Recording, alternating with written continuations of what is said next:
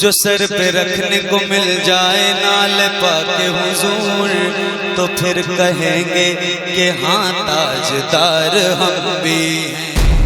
आज साहब इनकी हिम्मतें इतनी बढ़ गई कि गरीब नवाज के आस्ताने के ऊपर हमला आवर हो गए। इन्हें हमें ये संविधान याद दिलाते हैं, इन्हें संविधान याद करने की जरूरत है। ओ गरीब नवाज, अगर एक खराउन पड़ गया ना तो तेरी खोपड़ी उलट पलट जाएगी।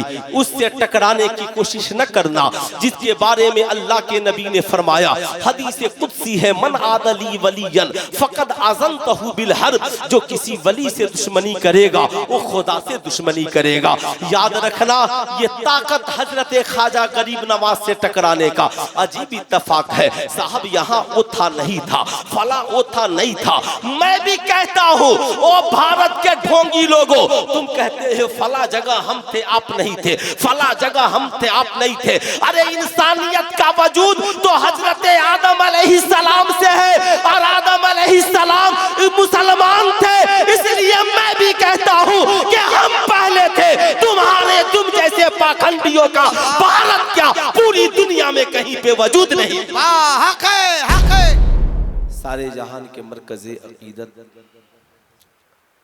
मुस्तफ़ा जाने रहमत, शम्ए बज़्मे हिदायत, हुजूर अहमद मुस्तबा हजरत मोहम्मद मुस्तफ़ा सल्लल्लाहु ताला अलैहि वसल्लम के बारगाहे आलीजाह में जी लगाकर हदिया दुरूद सलाम पेश करें और पढ़ें, अल्लाहुम्मा सल्ली अला सय्यदना शफीना हबीबना मौलाना मोहम्मद मादनिल जूद वल करम मंबइल इल्मे वल हिल्मे वल हिकम बारिक वसल्लिम सल्लु अलैहि सलातन व सलामन अलैका या रसूल अल्लाह, सल्लु अलैहि सलातन व सलामन अलैका या हबीब अल्लाह दाइमन अबदन अबदा। हमारी और आपकी ये मुश्तरका खुशनसीबी है कि आज की शब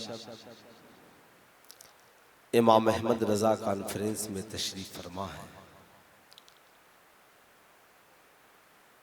साथी मुअज़्ज़म व मुकर्रम हज़रत मौलाना अब्दुल सलाम शाकिर साहब किबला का हुक्म हुआ, फ़कीर आप हज़रात की दहलीज तक हाजिर आया। आने के बाद इस बस्ती की तारीखी हैसियत सुनने के बाद बेपनाह खुशी हुई।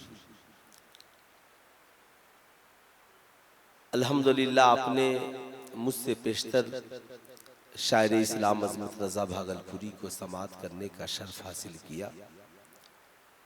इंशाअल्लाह मेरे बाद शायर इस्लाम मोहम्मद अली फैज़ी साहब को भी समाअत करेंगे। बेपनाह खुशी हुई उस्ताद शुरा हज़रत अफजल मुज़फ़्फ़रपुरी साहब किबला से मिलकर। ये वो शख्सियत जिन्होंने पूरी ज़िंदगी सरकार की नात लिखने में गुजार दी, और अल्हम्दुलिल्लाह ये स्टेज हमारी जमात के बावकार उलमाए किराम शुराए इस्लाम से पुर है। इतने उलमा खुतबा शुरा, मुझसे भी ज़्यादा पढ़े लिखे लोग इस स्टेज पर तशरीफ रखते हैं। अगर सबकी बारी मौलाना अब्दुल सलाम साहब लाए तो कई रोज का जलसा करना पड़ेगा। अहमद रजा हमारा सभी को पसंद है। वाह वाह वाह वाह, सुभान अल्लाह। आज उर्से हुजूर हाफिज़े मिल्लत भी है। आला हजरत से फैज़ हुजूर सदरुश शरिया को मिला, सदरुश शरिया से फैज़ हुजूर हाफिज़े मिल्लत को मिला, और आज हाफिज़े मिल्लत से फैज़ पूरे आलम इस्लाम को मिल रहा है। बेशक बेशक हक है। अहमद रजा हमारा सभी को पसंद है, जिसको नहीं पसंद वो तो देवबंद है। जी सब उनसे जलने वालों के गुल हो गए चिराग, अहमद रजा की शम्मा फिरोजा है आज भी। मैं तो कहता हूं कि बरेली शरीफ जाओ तो सुरमे, टोपी, अमामा और पगड़ियां लेकर ना आओ, वहां से आओ तो अहमद रजा का इश्क और दिया हुआ अकीदा लेकर के आओ। आज पूरे मुल्क में जो हमारी पोजीशन है, जो हमारी हालत है, इस वक्त इज्तिमाई तौर पर मुसलमानों को हर जगह एजुकेशन पॉइंट पे मजबूती से काम करने की जरूरत है।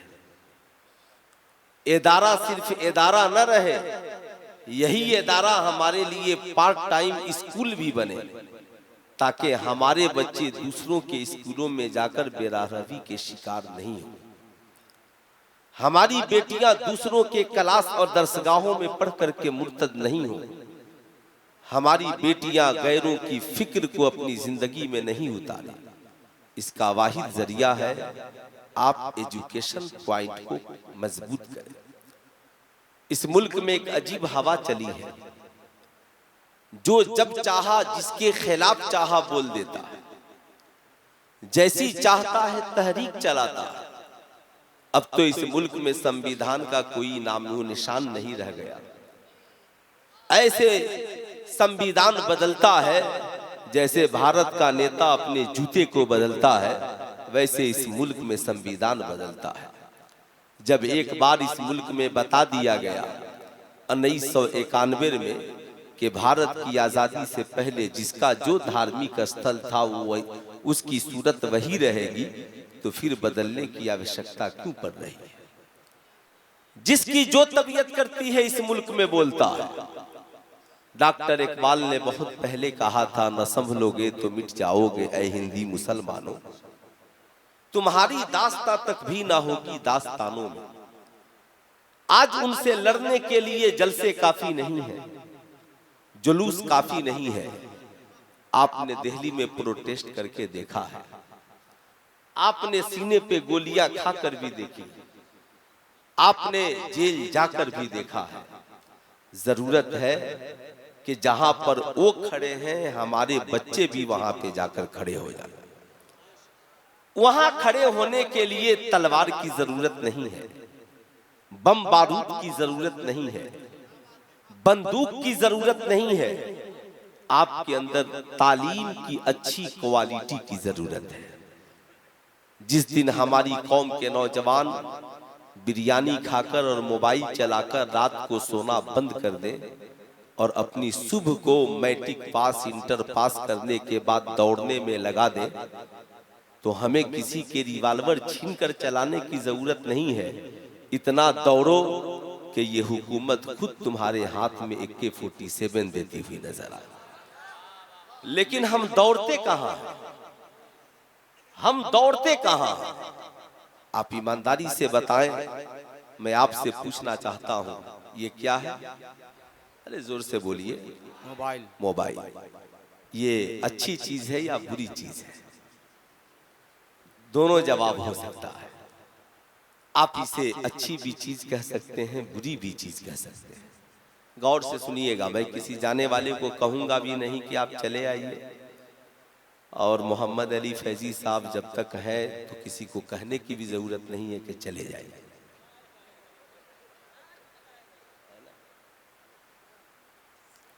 माशाअल्लाह, मैं तो अक्सर साथ में रहा हूँ ना, मैं तो सिर्फ ड्यूटी की मसरूफियत की वजह से। तो अभी एक दिन हसन भाई ने फ़ोन किया तो कहा कि हज़रत तारीख चाहिए। मैं बोला तो मेरा जाना बहुत मुश्किल है, कहा बहुत अजीब मसला है। मैं अर्ज़ कर रहा था, ये मोबाइल है। एक नौजवान ने मोबाइल इसलिए ख़रीद लिया कि मैं विदेश जाऊंगा, कमाऊंगा, फिर माँ से बात करने के लिए मोबाइल चाहिए, बीवी बाल बच्चों की खबरों खैरियत के लिए मोबाइल चाहिए, कुरान शरीफ कहां कहां लेकर घूमूंगा, चलो इसी मोबाइल में कंजुल ईमान डाउनलोड कर लूंगा, चलो गाने बहुत लोग सुनते हैं, मैं इसी मोबाइल में सरकार की नातें सुनूंगा, इसी मोबाइल में कुछ मसाइल की किताबें पढ़ लूंगा, उलमाए अहले सुन्नत की तकारीरें सुन लूंगा, मुफ्तियाने दीने मतीन की कुछ मसाइल जान लूंगा, तो अब उसके लिए मोबाइल खरीदना भी सवाब, रखना भी सवाब, साहब उस पे नाते नबी सुनना भी सवाब, और उस पे कुरान की तिलावत सुनना भी सवाब। मगर एक नौजवान का ज़हन आवारा हो गया और उसने मोबाइल को इस नियत से खरीद लिया कि मोबाइल खरीदूंगा और अपनी गर्लफ्रेंड से बात करूंगा, इस पे गलत लोगों से चैटिंग करूंगा, दूसरों को डराऊंगा धमकाऊंगा, मोबाइल पे गलत मूवीज और फिल्में देखूंगा। जाहिर सी बात है अब उसका खरीदना भी गुनाह और उसका रखना भी गुनाह। इसलिए यही वजह है इमाम बुखारी ने बुखारी शरीफ में जितनी हदीसें नकल की, तो सबसे पहली हदीस पाक नियत के ताल्लुक से नकल की, इन्नमल आमालु बिन्नियात कुल्लु लिम्रिइन मा नवा। अमाल के दारो मदार नियत पर है, इसलिए अपनी नियत को पाकीज़ा बनाइए, अपने इरादे को पाकीज़ा बनाइए। आप अपनी जिंदगी में जो भी काम करें, इंशाअल्लाह अगर नियत में पाकीज़गी है तो इंशाअल्लाह अंजाम में पाकीज़गी आ ही जाएगी। तो इंशाअल्लाह कितने लोग आज से अपनी नियत को पाकीज़ा बनाएंगे, जरा हाथ उठाकर बताएं तो कितने लोगों की नियत में पाकीज़गी आएगी इंशाअल्लाह। ठीक यही पाकीज़गी हर जलसा, अल्लामा रईसुल कलम कहते हैं कि जलसे का वजूद हो और उससे कोई तहरीक जन्म नहीं ले, फिर उस जलसे का क्या मकसद है। रईसुल कलम से किसी ने पूछा था, हुजूर इत्तेहाद कायम हो सकता है? तो जेल से खत का जवाब उन्होंने लिखा था, मैंने बड़ी कोशिश की, उस इत्तेहाद से क्या फायदा जहां सारे लोग जमा हो जाएं मगर सबकी नमाजें अलग अलग हो, सबका किबला अलग अलग हो। जाहिर सी बात है ये उस मर्दे कलंदर की तहरीर है जिसने पूरे आलमे इस्लाम में अहले सुन्नत वल जमात का काम किया है। सुभान अल्लाह। आज जिसकी तबीयत जो चाहता है बोलता है, उसकी वजह यह है हमारी तालीमी कमजोरी। हमारे पास ऐसे वकीलों की टोली नहीं है जो हमारे मुकद्दमात को सही से भारत की कचहरियों में लड़ सके। भारत का एक गैर मुस्लिम वकील मुसलमानों के नाक में दम करके रख चुका है, कभी उसके खिलाफ मुकदमा, कभी उसके खिलाफ मुकदमा, कभी उसके खिलाफ मुकदमा। हमारे यहाँ हजारों वकील हैं मगर इनको ये कहते हैं साहब हमें मजहब के लिए कोई फुर्सत नहीं है। आज वो बाबा जिसे चलने का शऊर नहीं है, जिसे बैठने का शऊर नहीं है, माज़ल्लाह वो कमेंट करता है, लिखता है, बोलता है, बोल रहा है कि दूसरे मजहब के पास माज़ल्लाह एक ही कॉल लगाने का जरिया है, एक ही उनके पास माज़ल्लाह खुदा है, और अगर वो नाराज हो जाए तो फिर बाकी का तो इनका तो कॉल किसी के पास लगेगा नहीं। माज़ल्लाह हमारे पास तो इतनी सूरतें हैं कि इनको कॉल नहीं तो उनको लग जाएगा, उनको कॉल नहीं तो उनको लग जाएगा, उनको कॉल नहीं तो उनको लग जाएगा। लोग वलियों तक पहुंचे थे, नबियों तक पहुंचे थे, माज़ल्लाह खुदा की शान में गुस्ताखियां हो रही हैं, मगर कौन बोलेगा, इनके खिलाफ कौन लड़ेगा। ऐसा लगता है भारत डेमोक्रेसी मुल्क नहीं, ऐसा लगता है कि भारत जमहूरी मुल्क नहीं है जिसने जो चाहा बोल दिया। मगर मैं बताना चाहूंगा जो लोग माज़ल्लाह ये कहते हैं कि एक ही खुदा है, वो नाराज हो जाए तो फिर कौन सुनेगा। तुझे पता नहीं है ये खुदा, मेरा खुदा तो वो खुदा है जो माँ बाप से भी 70 गुना ज्यादा मेहरबान है। वो रब जो गुनाहगार बंदों के आंसुओं के कतरे को पसंद करता है, वो रब जो गुनाहगारों की आवाज को पसंद करता है। जब कोई बंदा खुदा को एक बार आवाज देता है तो मालिक व मौला 70 बार वहां से आवाजें आती हैं, बोल मेरे बंदे तू मुझसे क्या कह रहा है। आज इनकी जबानें इतनी बढ़ गई, इन्हें शऊर नहीं है, इन्हें अक्ल नहीं है। काश इन्होंने उस बुढ़िया से भी अक्ल ले लिया होता जिस बुढ़िया ने दहरिया के मुनाजरे में कहा था, ऐ दहरिया तू कहता है खुदा एक है तो दलील दो। मैं अपने चरखे से बता सकती हूँ कि खुदा एक है।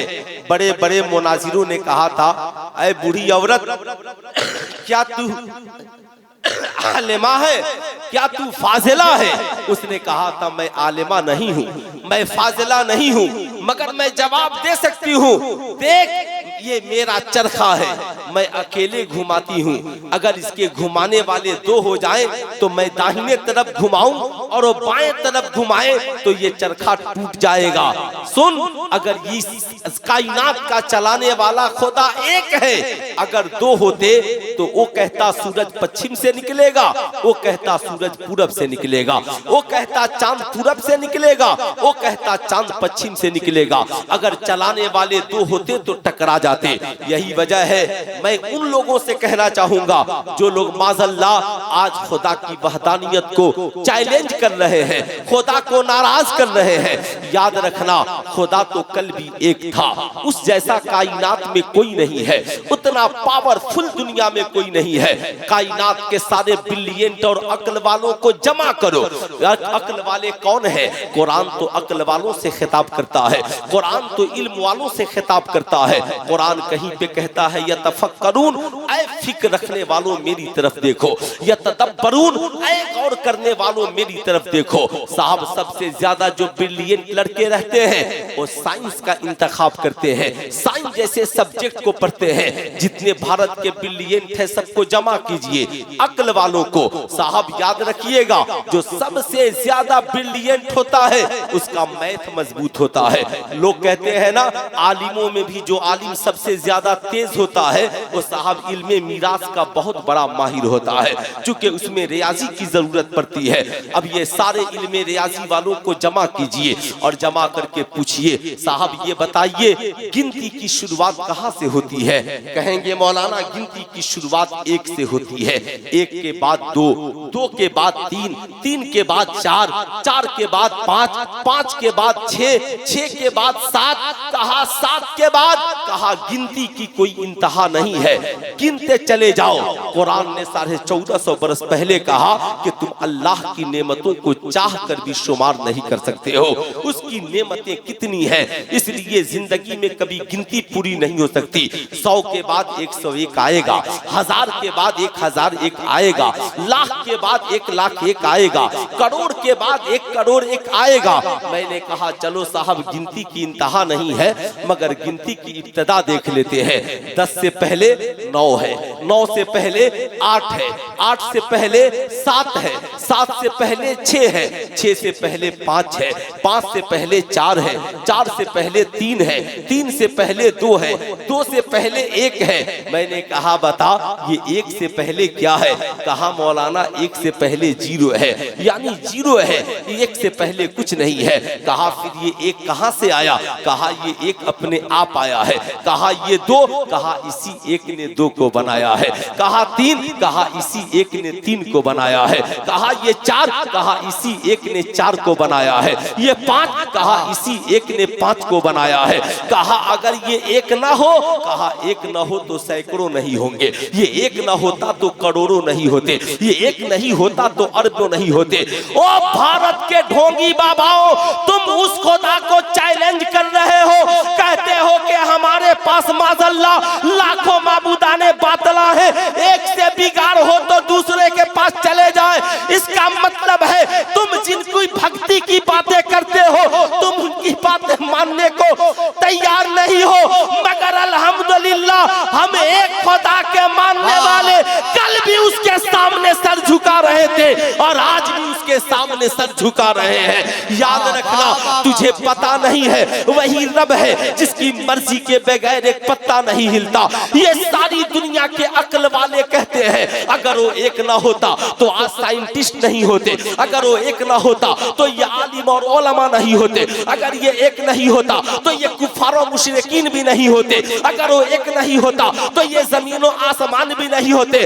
अरे उस खुदा की बात छोड़, उस खुदा ने इस जमीन पर अपने इतने दोस्तों को पैदा कर दिया कि साहब तुम उनसे तो टकरा करके देख लो। कभी तुमने ख्वाजा गरीब नवाज का दास्तान नहीं पढ़ा तो फिर से पढ़ लो, तुमने हुजूर हाफिज़े मिल्लत की जिंदगी का मुताला नहीं किया फिर से कर लो, तुमने मखदूम सिमना की जिंदगी का मुताला नहीं किया फिर से कर लो, तुमने आला हजरत की जिंदगी का मुताला नहीं किया फिर से कर लो। नाराजगी तो दूर की बात, और रब अपने बंदों से इतना प्यार करता है।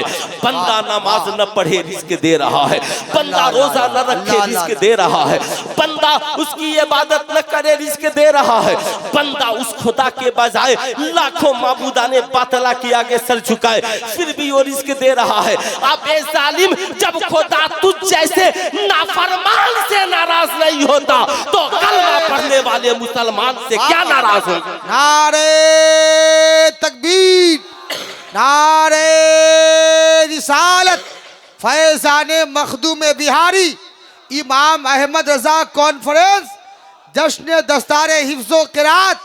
वाह माशाअल्लाह माशाअल्लाह। आज साहब इनकी हिम्मतें इतनी बढ़ गई कि गरीब नवाज के आस्ताने के ऊपर हमला आवर हो गए। इन्हें हमें ये संविधान याद दिलाते हैं, इन्हें संविधान याद करने की जरूरत है। ओ गरीब नवाज, अगर एक खराउन पड़ गया ना तो तेरी खोपड़ी उलट पलट जाएगी। उससे टकराने की कोशिश न करना, जिसके बारे में अल्लाह के नबी ने फरमाया, हदीस कुदसी है, मन आदली वलियन फकद आज़नतहु बिल हर्ब, जो किसी वली से दुश्मनी करेगा वो खुदा से दुश्मनी करेगा। याद रखना, ये ताकत हजरत ख्वाजा गरीब नवाज से टकराने का अजीब इत्तेफाक है। साहब यहाँ ओथा नहीं था, फला ओथा नहीं था। मैं भी कहता हूँ, ओ भारत के ढोंगी लोगों, तुम कहते हो फला जगह हम थे आप नहीं थे, फला जगह हम थे आप नहीं थे। अरे इंसानियत का वजूद तो हजरत आदम अलैहिस्सलाम से है, और आदम अलैहिस्सलाम मुसलमान थे। इसलिए मैं भी कहता हूँ कि हम पहले थे।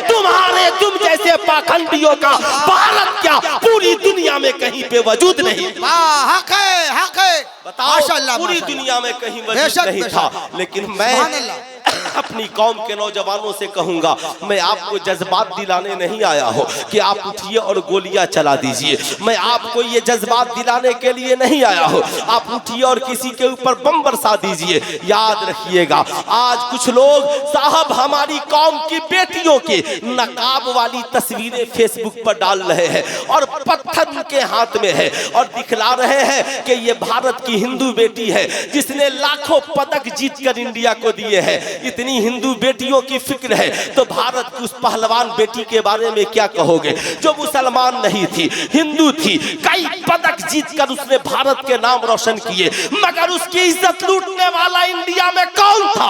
क्या कोई मुसलमान था? क्या कोई कलमा पढ़ने वाला था? क्या कोई गरीब नवाज का मानने वाला था? नहीं, तुम्हारे ही लीडर थे जिन्होंने उस लड़की की इज्जत लूटी थी और दिल्ली के इंडिया गेट पर बैठकर अपनी इज्जत की गुहार लगाती रही, मगर उसे टांग कर पुलिस वालों ने फेंक दिया और उसकी एक सुनवाई नहीं हुई। मैं कहता हूं ये इस्लाम है, इस्लाम। पत्थर की बात करते हो, अरे हम तो उस नबी के मानने वाले हैं, पत्थर चलाने वाले को मुसलमान नहीं बल्कि नबी का किरदार देखो। ये पत्थर चलाना मुसलमानों का किरदार नहीं, ताइफ का मैदान है। मेरे नबी इस्लाम की तबलीग के लिए गए हैं, अल्लाह की वहदानियत की गुफ्तगू हो रही है। ऐ ताइफ के लोगों, कलमा पढ़ लो, सच्चाई के राह पे आ जाओ, करोड़ों माबूदाने बातिला को छोड़ दो, बदले में पत्थर चलाए जा रहे हैं। मुस्तफा करीम के नालैने मुबारक खून से भर गए हैं। सोचो, जरा सा जिस्म जख्मी है, चलने की सलाहियत सकत बाकी नहीं है। एक बागीचे में बैठ जाते हैं, इतने में फरिश्ते हाजिर होते हैं, कहते हैं या रसूल अल्लाह, अगर आपकी इजाजत हो जाए तो इस पहाड़ को उन पे पलट दिया जाए। या रसूल अल्लाह, आपकी इजाजत हो जाए तो इनको निस्तो नाबूद कर दिया जाए।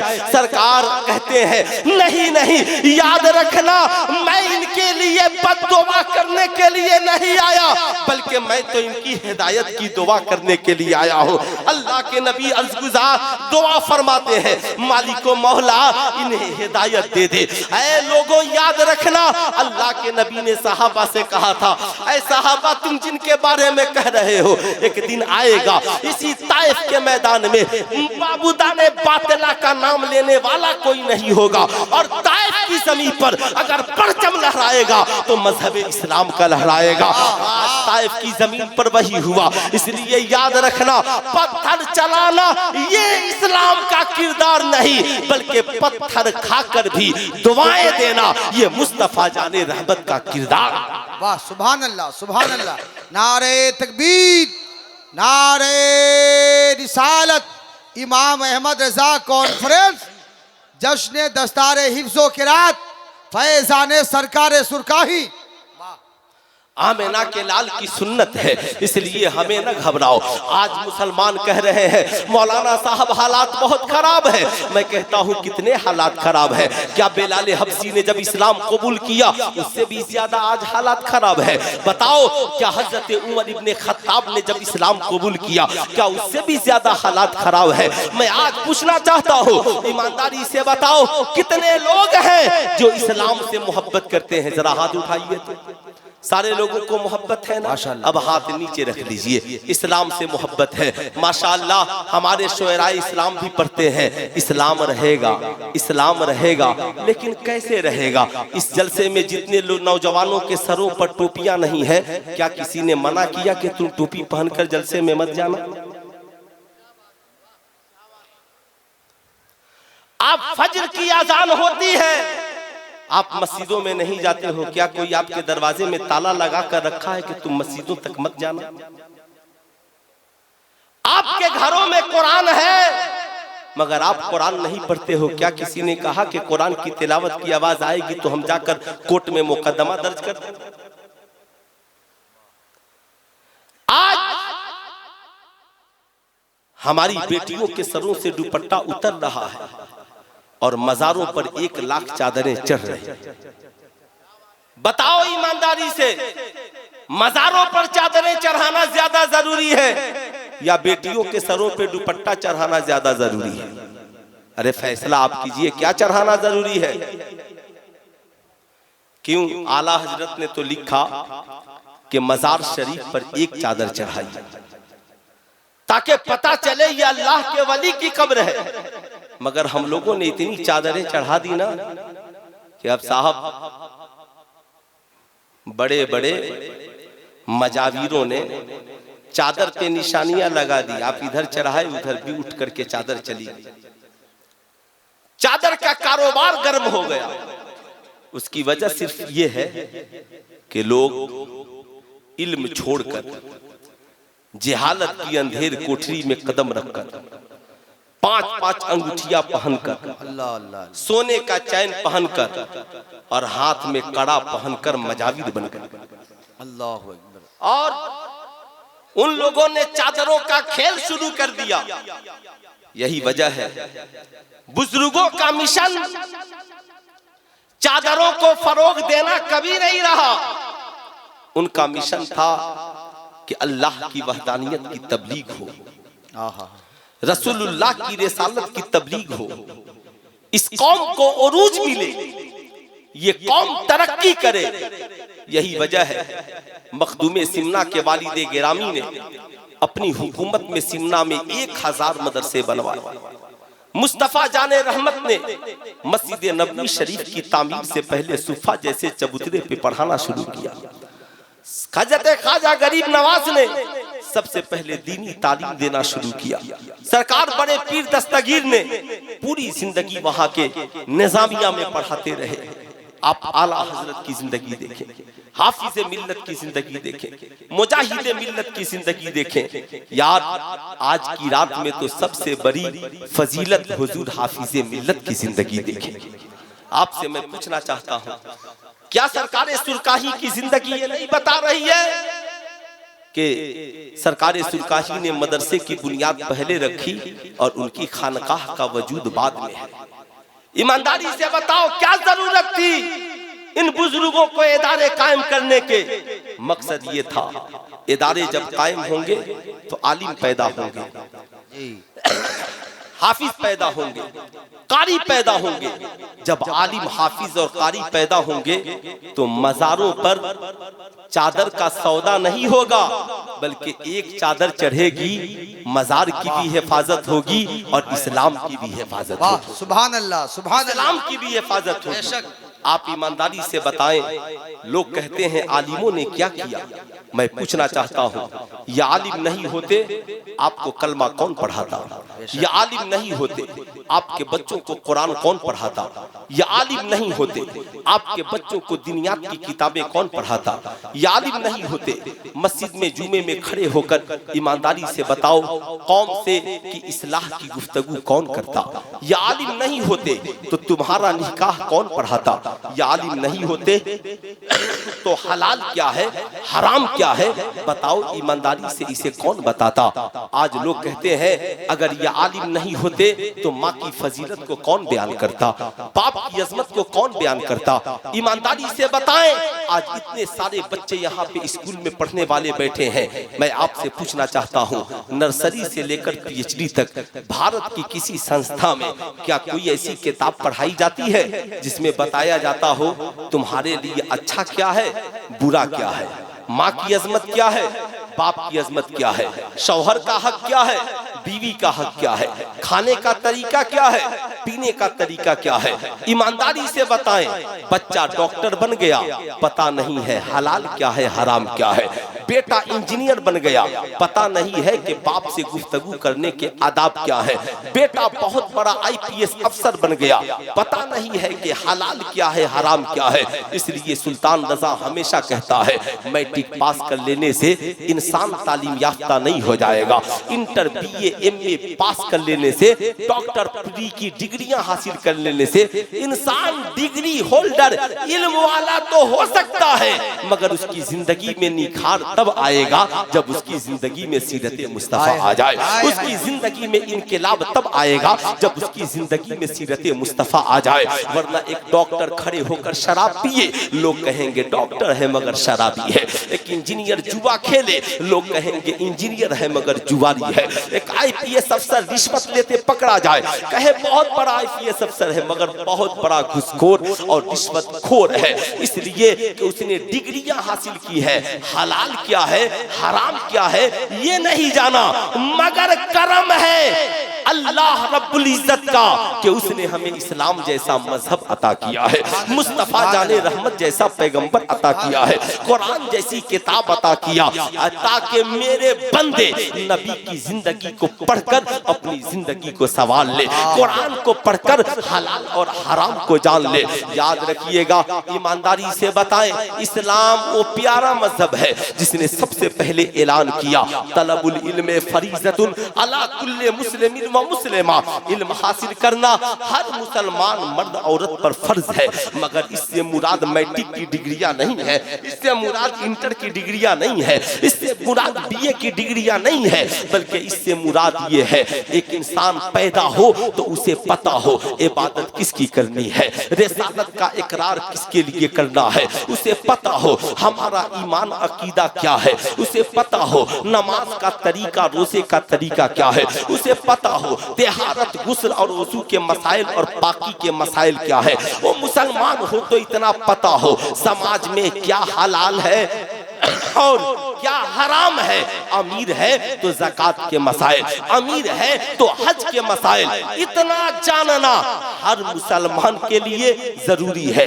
मर्द हो औरत हो बच्चा हो बूढ़ा हो जवान हो इंजीनियर हो डॉक्टर हो प्रोफेसर हो, यही वजह है आपने देखा होगा इल्म के हिसाब से समाज में सबको इज्जत मिलती है। आज लोग कहते हैं मौलाना हमें इज्जत चाहिए, हमें समाज में वकार चाहिए, हमें समाज में रिस्पेक्ट चाहिए, किसी को साहब हसद जलन करने की जरूरत नहीं है। मौलाना अब्दुल सलाम साहब बहुत तरक्की कर गए, हम हसद करने लगे, मौलाना इर्तिजा कमाल अशरफ साहब तरक्की कर गए, हम हसद करने लगे। नहीं नहीं, हसद न करे रश करे। आप ये सोचे मालिक मौला तूने उनको तरक्की दी है, मुझे भी उनके जैसा आलिम बना दे। मौला तूने फला साहब को हाजी बना दिया, मौला मुझे भी उनके पीछे पीछे मक्का और मदीना बोला दे। फला साहब को मालिक मौला तूने आलिम बना दिया, हमें भी उनके सदके में आलिम दीन बना दे। याद रखिएगा, मगर आज जो लोग जबरदस्ती बराबरी करना चाहते हैं, एक बात याद रखिए, समाज में कोई चाह कर भी इज्जत नहीं पा सकता और ना ही चाह कर किसी की इज्जत को घटा सकता है। अल्लाह जिसे चाहता है इज्जत से नवाजता है, जिसे चाहता है जिल्लत अता कर दे, ये उसकी मर्जी है। रब के फैसले पर राजी रहिए, कोशिश करते रहिए, मगर समाज में इज्जत का एक ही जरिया है। कुरान कहता है उतुल इल्म दर्जात, जो पढ़ेगा अल्लाह उसके रुतबे को बढ़ा देगा, जो पढ़ेगा अल्लाह उसकी अजमत में इजाफा कर देगा। आपने देखा होगा डॉक्टर अपने इल्म के मुताबिक इज्जत पाता है, इंजीनियर अपने इल्म के मुताबिक, प्रोफेसर अपने इल्म के मुताबिक, आलिम अपने इल्म के मुताबिक, हाफिज अपने इल्म के मुताबिक, समाज में सारे लोग अपने अपने उलूम के मुताबिक इज्जत पाते हैं। लेकिन आपने ऐसा नहीं देखा होगा कि एक शख्स डॉक्टर हो और इंजीनियर के पीछे हाथ बांधकर खड़ा हो, इंजीनियर हो प्रोफेसर के पीछे हाथ बांधकर खड़ा हो, प्रोफेसर हो साइंटिस्ट के पीछे हाथ बांधकर खड़ा हो। नहीं साहब, दुनियावी तालीम में कोई किसी के पीछे हाथ बांधकर खड़ा नहीं होता, मगर कसम खुदा की जब हमारी कौम का एक बच्चा दारुल उलूम रज़विया, तेगिया और रहीमिया है ना से फारिग होकर जब अपनी बस्ती में पहुंचा है और पहुंच करके मुसल्ले इमामत पे खड़ा हुआ है, क्या आलिम, क्या हाफिज, क्या डॉक्टर, क्या इंजीनियर, क्या मुखिया, क्या अमीर, क्या गरीब, सारा जमाना उस हाफिज कुरान के पीछे हाथ बांध कर खड़ा हो गया है। किसी ने पूछा, ये डॉक्टर साहब आप तो समाज के बड़े पढ़े लिखे इंसान हैं, सबसे ब्रिलियंट है, अक्ल वाले हैं, आप बताएं आपने इतनी मोटी मोटी किताबें पढ़ी हैं, मगर क्या बात है जब आपको कोई मसला जानना हो तो आप मौलाना इर्तिजा कमाल साहब को फोन लगाते हैं, मौलाना अफजल मुजफ्फरपुरी साहब को फोन लगाते हैं, हजरत ये बताइए हमारे लिए ये काम करना कैसा है, हमारे लिए ये काम करना कैसा है। अब साहब मीडिया वालों ने जब पूछा तो डॉक्टर साहब जाकिर नाइक की तरह दुनियादार नहीं थे, जिनका लिबास नहीं बदला हो बल्कि उनका दिल भी बदला था, लिबास भी बदला था। डॉक्टर साहब ने कहा, जानते हो मीडिया वालों, मैं डॉक्टर जरूर हूँ मगर मेरा जमीर मुर्दा नहीं है। सुनो, हम डॉक्टर, इंजीनियर, प्रोफेसर, समाज में तुम हमें इज्जत भरी निगाहों से देखते हो, मगर हम अपने आलिम को देखकर खड़े हो जाते हैं, हम अपने आलिम का इस्तकबाल करते हैं, हम अपने हुफाज़े किराम की इज्जत करते हैं। कहा इस इज्जत की क्या वजह हो सकती है? कहा इसकी इज्जत की सिर्फ एक वजह है। कहा वो वजह ये है, हम डॉक्टर बने हैं, हम इंजीनियर बने हैं, हम प्रोफेसर बने हैं, हम दुनिया के इंसानों की लिखी हुई किताबों को पढ़कर डॉक्टर बने हैं, और जो आलिम बना है वो अल्लाह की नाजिल करदा किताब कुरान अजीम को पढ़कर आलिम बना है, जो अल्लाह के नबी की हदीस को पढ़कर आलिम बना है, जो हाफिज बना है वो कुरान के सीने को, कुरान को अपने सीने में महफूज करके हाफिज बना है। सुनो, जिस आलिम की हम इज्जत करते हैं वो मुझसे आंख की हुस्न की वजह से बड़ा नहीं है, मुझसे दौलत की वजह से बड़ा नहीं है, मुझसे हुस्न जमाल की वजह से बड़ा नहीं है, मुझसे हस्ब नसब की वजह से बड़ा नहीं है, बल्कि कुरान की तालीम ने उसे ऊंचा बना दिया है, कुरान की तालीम ने उसे आला बना दिया है, कुरान की तालीम ने उसके रुतबे को बढ़ा दिया है। आज मैं अपनी कौम के नौजवानों से पूछना चाहता हूँ, साहब सिलेबस के हिसाब से इंडिया में पढ़ाई होती है, आप ईमानदारी से बताएं जितनी सिलेबस की किताबें चलती हैं, मैट्रिक के लिए सिलेबस अलग है, इंटर के लिए सिलेबस अलग है, बीए के लिए अलग है, इंजीनियरिंग के लिए अलग है, डॉक्टर के लिए अलग है। ऐसा आपने देखा है डॉक्टर इंजीनियर की किताब पढ़ रहा हो, इंजीनियर प्रोफेसर की किताब पढ़ रहा हो, प्रोफेसर साइंटिस्ट की किताबें पढ़ रहे हो, मैट्रिक का बच्चा इंटर की किताब पढ़ रहा हो, इंटर का बच्चा बीए की किताब पढ़ रहा हो, साहब 5 क्लास के बच्चे मैट्रिक की किताबें पढ़े? ऐसा नहीं होता। जिसका जो सिलेबस है उसी किताब को पढ़ता है। लेकिन दुनिया में अल्लाह ने एक ऐसी किताब को नासिल किया, अल्हम्दुलिल्लाह, जिसे देखो उस किताब को पढ़ रहा है, डॉक्टर भी उस किताब को पढ़ रहा है, इंजीनियर भी उस किताब को पढ़ रहा है, प्रोफेसर भी उस किताब को पढ़ रहा है, आलिम भी उस किताब को पढ़ रहा है, पीर भी उस किताब को पढ़ रहा है, मुरीद भी उस किताब को पढ़ रहा है, इमाम भी उस किताब को पढ़ रहा है, मुक्तदी भी उस किताब को पढ़ रहा है, बाप भी उस किताब को पढ़ रहा है, माँ भी उस किताब को पढ़ रही है, अमीर भी उस किताब को पढ़ रहा है, गरीब भी उस किताब को पढ़ रहा है। जानते हो उसी किताब को कुरान अजीम कहा जाता है। सुभान अल्लाह। किताब का क्या नाम है? पूरा मजमा हाथ उठाकर बोल दे, क्या नाम है? कुरान। जरा जोर से बोले, क्या नाम है? कुरान। कितने लोगों के घरों में कुरान है? जरा हाथ उठाइए तो। माशाअल्लाह, सबके घरों में कुरान है। क्या बात है। अगर आपके घर में कुरान है तो दुनिया की बहुत बड़ी दौलत आपके घर में है।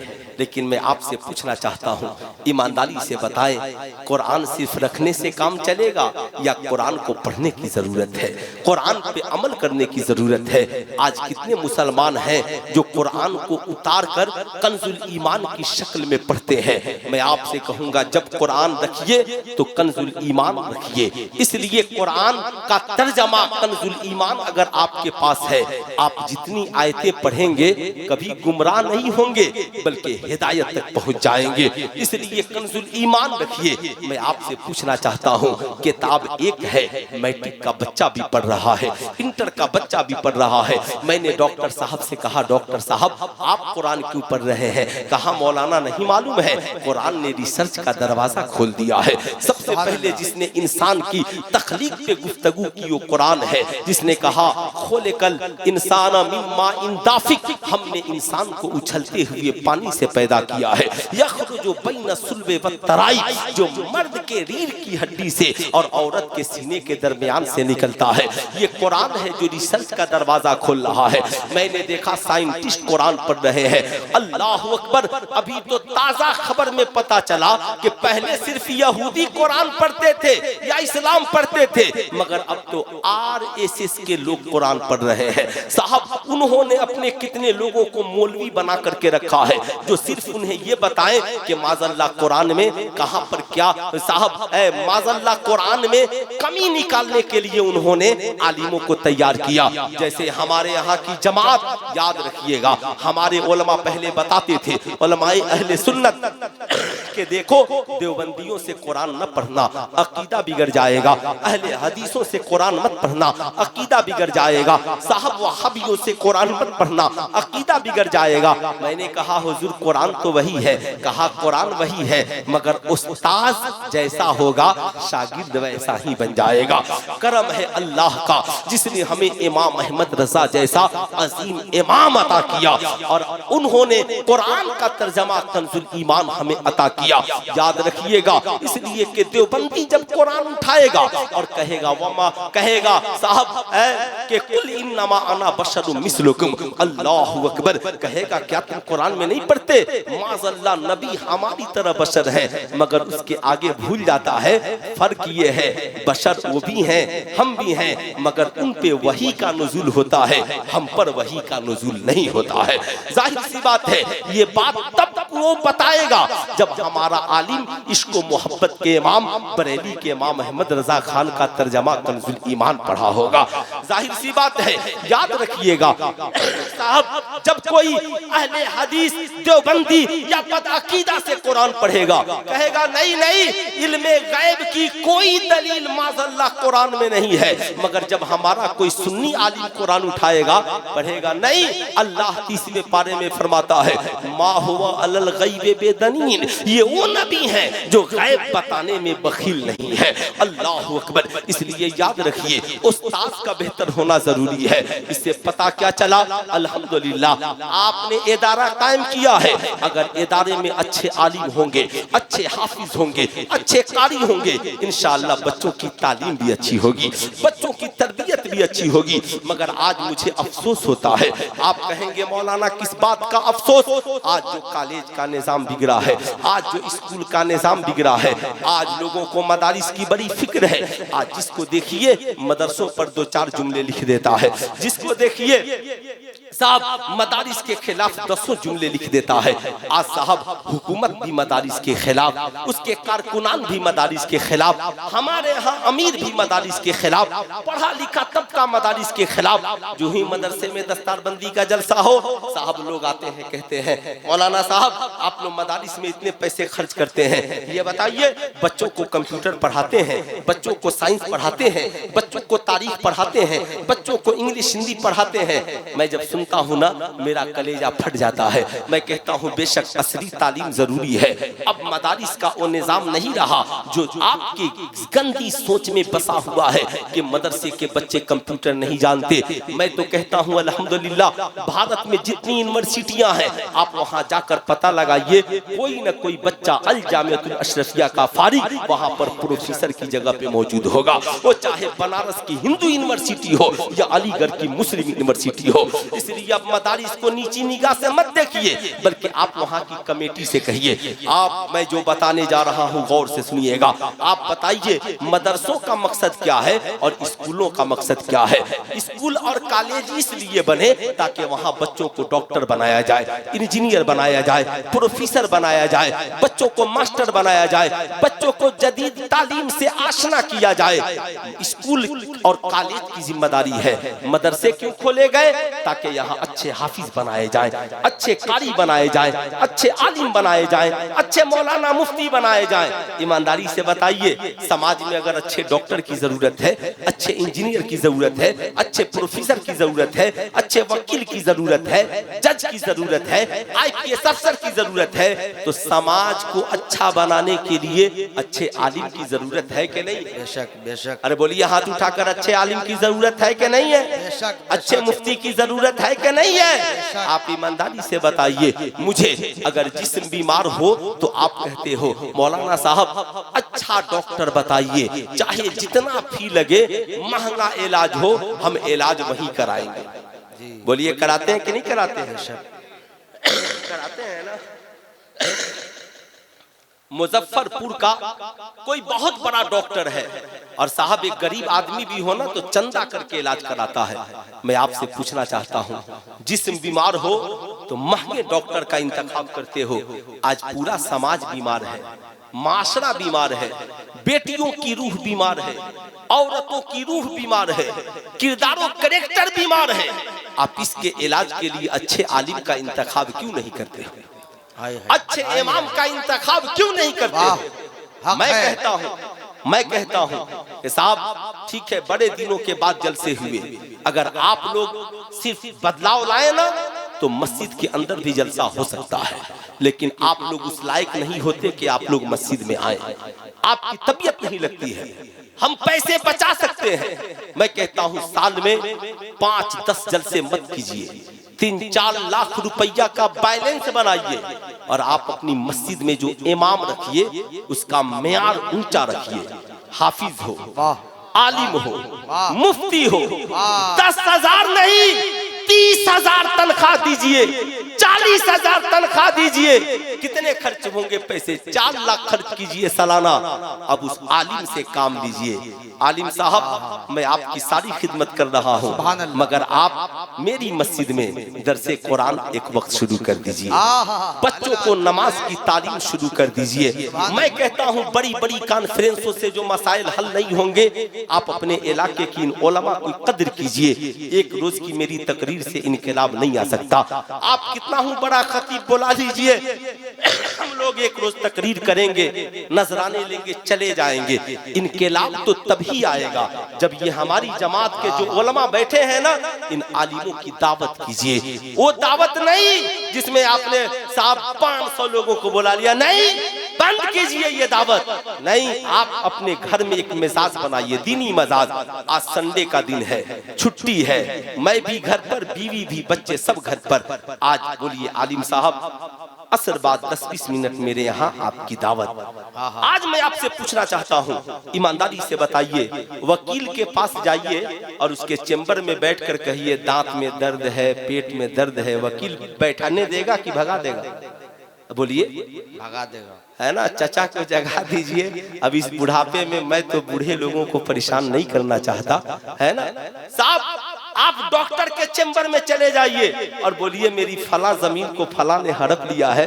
कहेगा हम यहाँ इलाज करने बैठे हैं कि तुम्हारी जमीन का फैसला करने बैठे हैं। आपसे मैं पूछना चाहता हूँ, किसी साइंसदान के पास जाइए और जाकर बोलिए कुरान में ये लिखा है, हदीस में ये लिखा है। वो कहेगा सुनिए हम जदीद रिसर्च के लिए बैठे हैं। अब मैं आपसे पूछना चाहता हूँ, बुरा मत मानिएगा, कुरान में तो हर इल्म मौजूद है, इसलिए साइंटिस्ट की क्या मजाल और औकात क्यों इनकार कर दे। लेकिन मैं आपसे पूछना चाहता हूँ, डॉक्टर डॉक्टर इंजीनियर की बात नहीं सुनेगा, इंजीनियर साहब वकील की बात नहीं सुनेगा, जज डॉक्टर की वकालत को पसंद नहीं करेगा।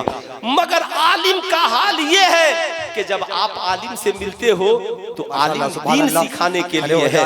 आप बताओ ईमानदारी से, आले नबी औलादे गौसे आजम सैयद इमामुद्दीन हाशमी साहब किबला की तशरीफ आवी, नारे तकबीर, नारे रिसालत, मसलके आला हजरत, फैजान सरकार सुरकाही, माशाअल्लाह सुभान अल्लाह माशाअल्लाह। तशरीफ रखे हजरत अल्लामा सैयद इमामुद्दीन हाशमी साहब किबला तशरीफ ले आए। आप इसलिए 10-20 मिनट पहले आप मुझे इत्मीनान से सुन ले बैठे। इजाजत है? बोलूं? अरे बोलिए इजाजत है ना? जरा पीछे वाले भी बैठ जाए, मोहब्बत के साथ बैठ जाए। आज अफसोस की बात, डॉक्टर साहब वकालत की बात सुनने को तैयार नहीं, वकील डॉक्टर की बात सुनने को तैयार नहीं, लेकिन लोग आलिम के पास जब जाते हैं, इमाम के पास जब जाते हैं तो सारी दुनिया की बातें लेकर के जाते हैं, उससे दीन की बात नहीं करते। आप आलिमों से जब मिले ना तो दुनिया की बातें नहीं, आलिमों से दीन की बातें करें। दीन आप जाइएगा आलिम के पास, फला बिजनेस ऐसा चल रहा है, फला जमीन का कारोबार ऐसा चल रहा है, मेरी बस खराब हो गई, मेरा बेटा बिगड़ गया। अरे यार, आलिम से दीन सीखिए, दीन की बात कीजिए। आप आलिम साहब से कहिए हजरत 10 मिनट की दावत कबूल कीजिए। अल्हम्दुलिल्लाह पूरा मजमा मिलकर खड़े होकर इस्तकबाल कीजिए। पीरे तरीकत रहबरे राहे शरीयत गुले गुलजारे सरपरस्त जलसा की तशरीफ आवी, नारे तकबीर, नारे रिसालत, मसलके आला हजरत, फैजान सरकार सुरकाही, उलमाए किराम, माशाअल्लाह। आने दीजिए, आने दीजिए, माशाअल्लाह।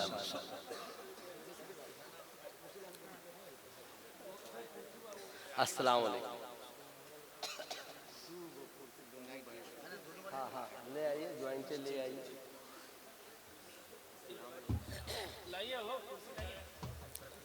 माशाअल्लाह, एक ऐसा पीर, सिलसिले तेगिया का एक ऐसा पीर जिसकी खाकसारी का जवाब नहीं। माशाअल्लाह, पूरी जिंदगी मसलके आला हजरत की तबलीग करते रहे, सिलसिले तेगिया के नशर व इशाअत का काम करते रहे। हज़रत अल्लामा फूल हसन साहब किबला तेगी दामत बरकातहुल आलिया वल कुद्सिया। माशाअल्लाह। सुने तो मैं अर्ज कर रहा था कि आप डॉक्टर से दूसरी बात नहीं, इंजीनियर से दूसरी बात नहीं कर सकते, लेकिन आप लोग जब आलिम से मुलाकात होती है तो आप आलिम से बीवी की बात, बच्चों की बात, जमीन की बात, तिजारत की बात, उनसे दीन की बात क्यों नहीं करते?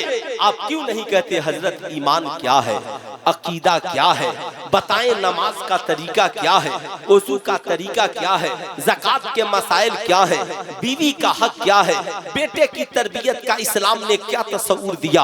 इसलिए मैं आपसे कहूंगा, एक रात के जलसे में सारे मसाइल बयान नहीं हो सकते, लेकिन आपकी जिंदगी में इनकलाब आ सकता है जब आप हमारी जमात के इन आलिमों की कदर करें। कुरान ने कहा फसअलू अहल ज़िक्र इन कुंतुम ला तालमून, अगर तुम नहीं जानते हो तो जानने वालों से पूछो। आप अपनी जमात के आलिम को बुलाएं, हुजूर चाय पर तशरीफ ले आए। आलिम दिन जब तशरीफ ले गए, औरतों को पर्दे में बैठा दे, मर्द हजरात इधर बैठ जाए, ज्यादा कोई हंगामा नहीं। हुजूर आज मैंने आपको इसलिए बुलाया है ताकि मेरे बच्चों को वज़ू का तरीका सिखा दीजिए, मेरे बच्चों को गुस्ल का तरीका बता दीजिए, मेरे घर की औरतों को पर्दा कैसे करना है, दुपट्टा कैसे ओढ़ना है ये बता दीजिए। किसी दिन बुला लिया, कहा कि बहू का सास ससुर पर क्या हक है और सास ससुर का बहू पर क्या हक, हजरत ये बता दीजिए। अगर आपने ये मुख्तसर प्रोग्राम सिर्फ अपने घर के लिए इन आलिमों को बुलाकर शुरू कर दिया और आपको जो नजराने बनते हैं, साहब डॉक्टर को फी देते हैं कि नहीं देते हैं, इंजीनियर को फी देते हैं कि नहीं देते हैं, वकील को फी देते हैं कि नहीं देते हैं, मगर हमारा आलिम डिमांड नहीं करेगा। आप उससे जो मुसाफा करें इंशाअल्लाह जरूर करें। आप देख लें, अगर आपने महीने में, साहब साल में अगर 5 बार बोला लिया तो मैं कहता हूं कि 5 मुश्किल मसाइल आपके घरों के हल हो जाएंगे। इसे आप अपनी जिंदगी में शामिल कीजिए, वरना लाखों मिलाद की महफिलें कराइएगा, सिर्फ साहब हू हल्ला हंगामा या जो करना होगा आप कीजिएगा। याद रखिएगा, मैं हमेशा कहता था और आज भी कह रहा हूँ, हम लोग मिलाद मनाने वाले हैं। मिलाद मनाने के लिए लाइट की जरूरत, नाइट की जरूरत, स्टेज की जरूरत, खतीब की जरूरत, शायर की जरूरत। मैं कहता हूँ जरा उससे और ऊपर उठिए। आप ये सब मनाइए मगर उससे और ऊपर उठिए। मैं कहता हूँ मिलाद मनाने वाला भी बनिए और मिलाद वाले मुस्तफा को भी मनाने वाला बनिए। जिस दिन हम लोगों ने ये सोच लिया हमें करनी है शहनशाह बतहा की रजा जोई, वो अपने हो गए तो रहमते परवरदिगार अपनी।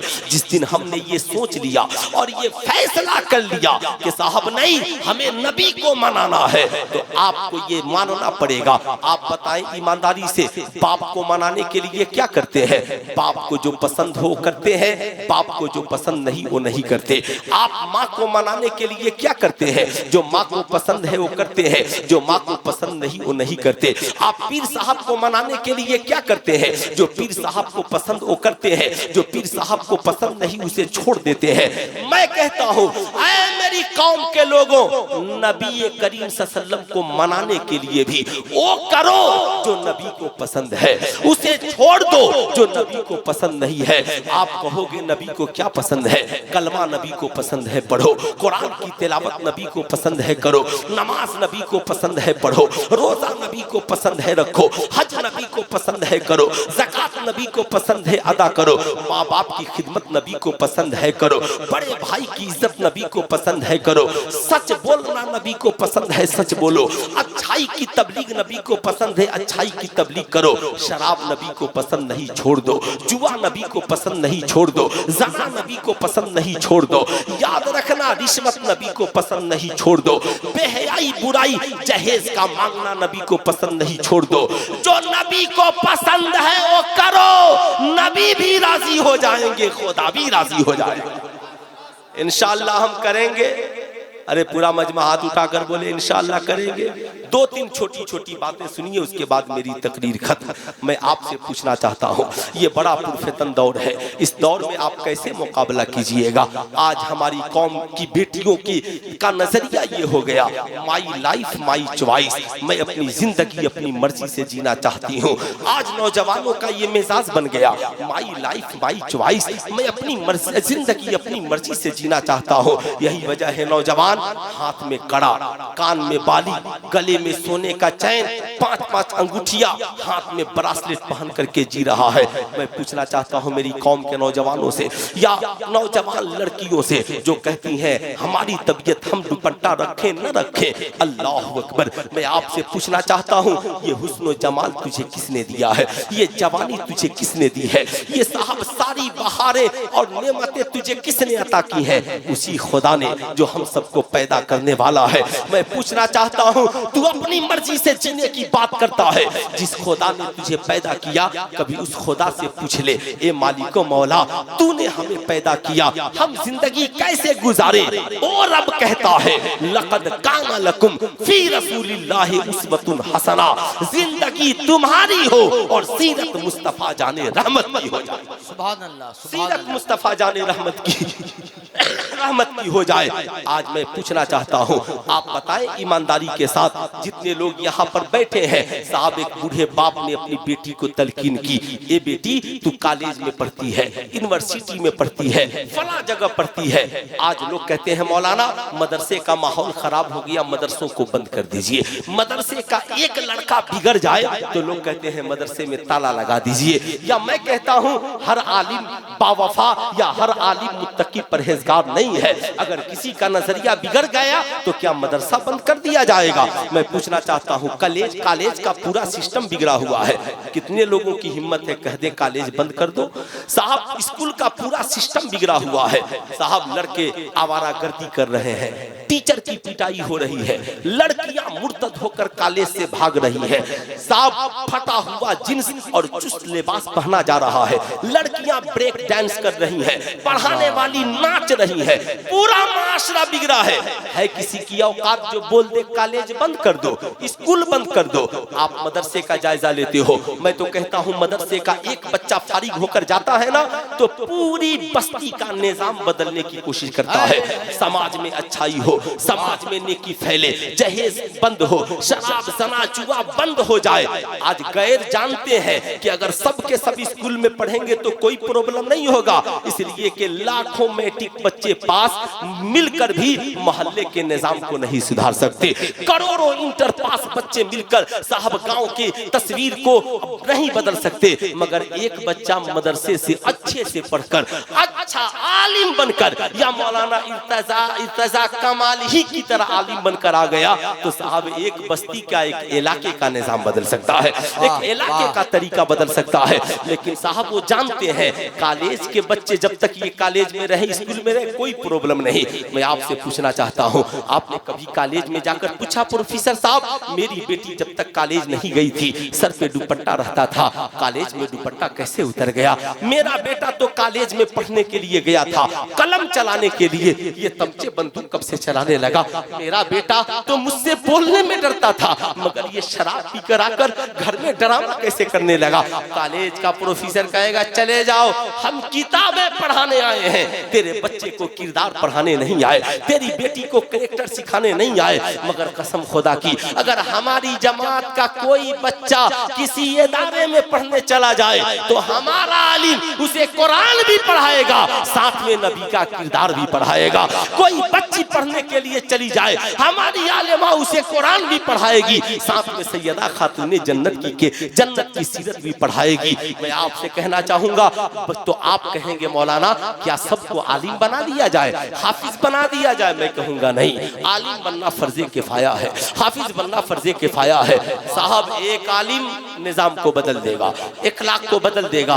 करना क्या है, सबको इतनी सलाहियत हो, इतना इल्म हो, वो जाने हलाल क्या हराम क्या, अच्छा क्या बुरा क्या। आप कहेंगे फिर कैसे निजाम बदले?